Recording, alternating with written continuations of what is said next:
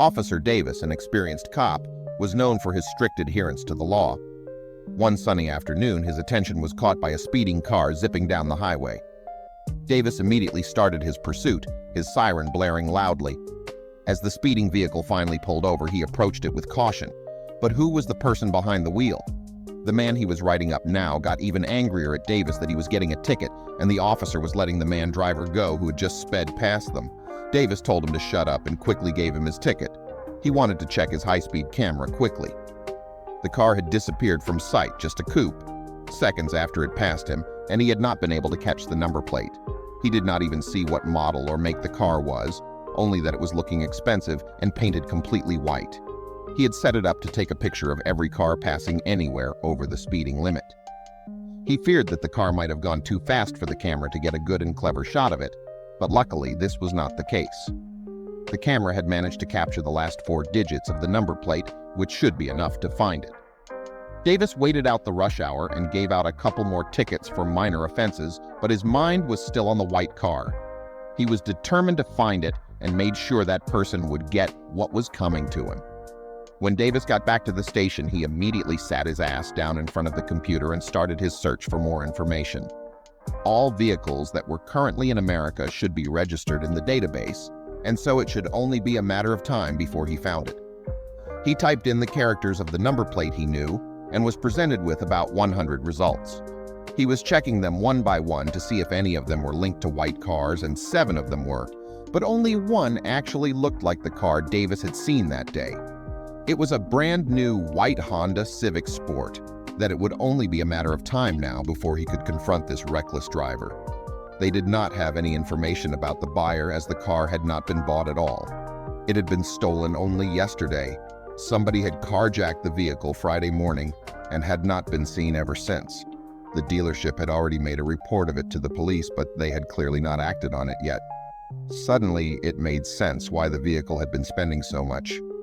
The highway Davis was patrolling had been located near the edge of the state.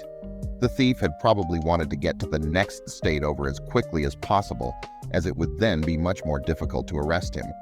But this also gave Davis the realization that he would probably never see this car again. If the driver was not from around here, what reason would he have to use this highway again?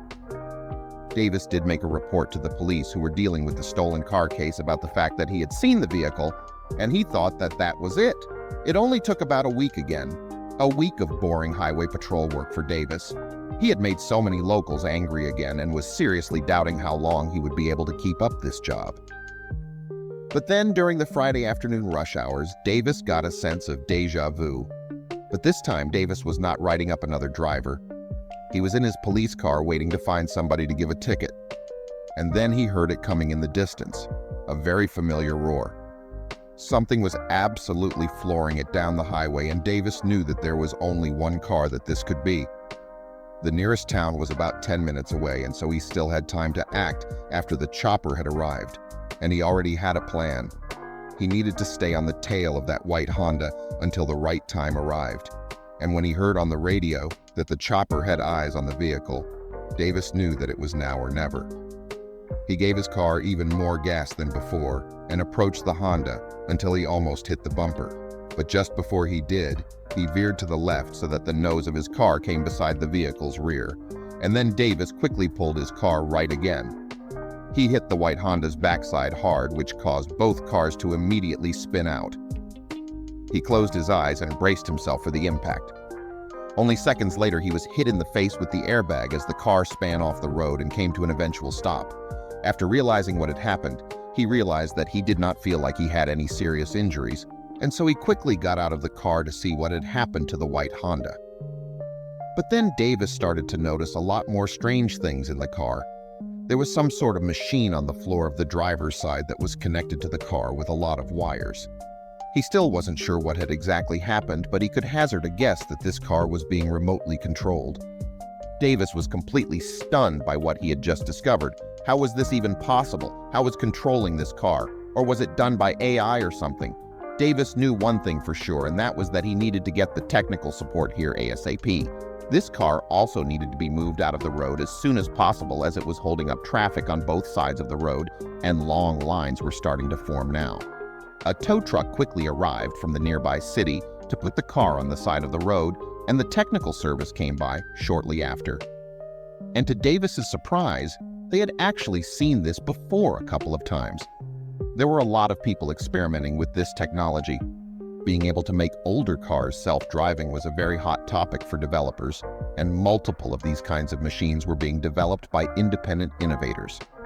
Somebody had used one of the self-driving machines to steal cars from dealerships.